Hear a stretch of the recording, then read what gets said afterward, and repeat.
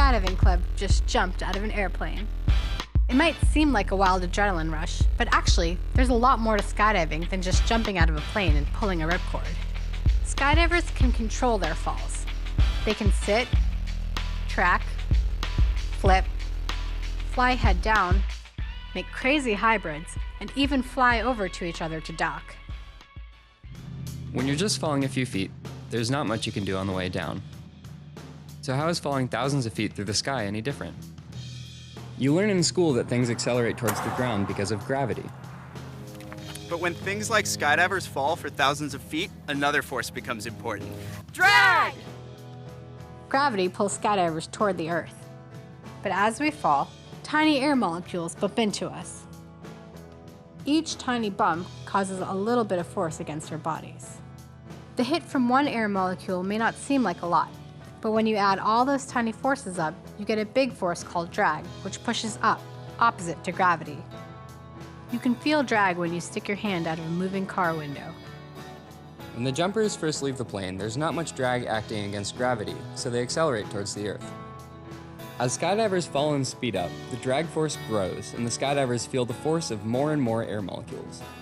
But with this comes control, and by positioning our bodies, we can stop flipping by pushing against the air. So, what if Banks and I want to jump together? Can we fall at the same speed? Swathi has a lot less surface area than me, so you'd think that she'd fall faster. But actually, she's so much lighter than me that she has a tendency to fall slower. But by reducing how much surface area is exposed to the air molecules, I can reduce drag and keep up with Banks. Drag can be used for more than just speeding up or slowing down. Moving your arms to the side and legs out generates extra airflow at your feet, which pushes your body in the direction it's facing. This is called tracking. To really use drag, air needs to push you hard enough, which can only happen if you're going fast enough. And that's why you can't track when you jump off of the high dive at a swimming pool. Skydivers can also do things like turn in place to create formations with each other. Other positions like sitting, standing, and head down change the surface areas that jumpers expose to the wind. Since fewer air molecules hit their bodies in these positions, skydivers can reach speeds up to 200 miles an hour. Skydivers would prefer, though, to not hit the ground at 200 miles an hour.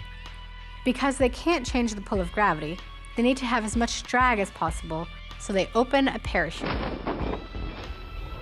The large surface area of the parachute helps us to slow down so we can land safely. Skydiving may seem like it defies the laws of physics. But in the end, it's just playing with the wind.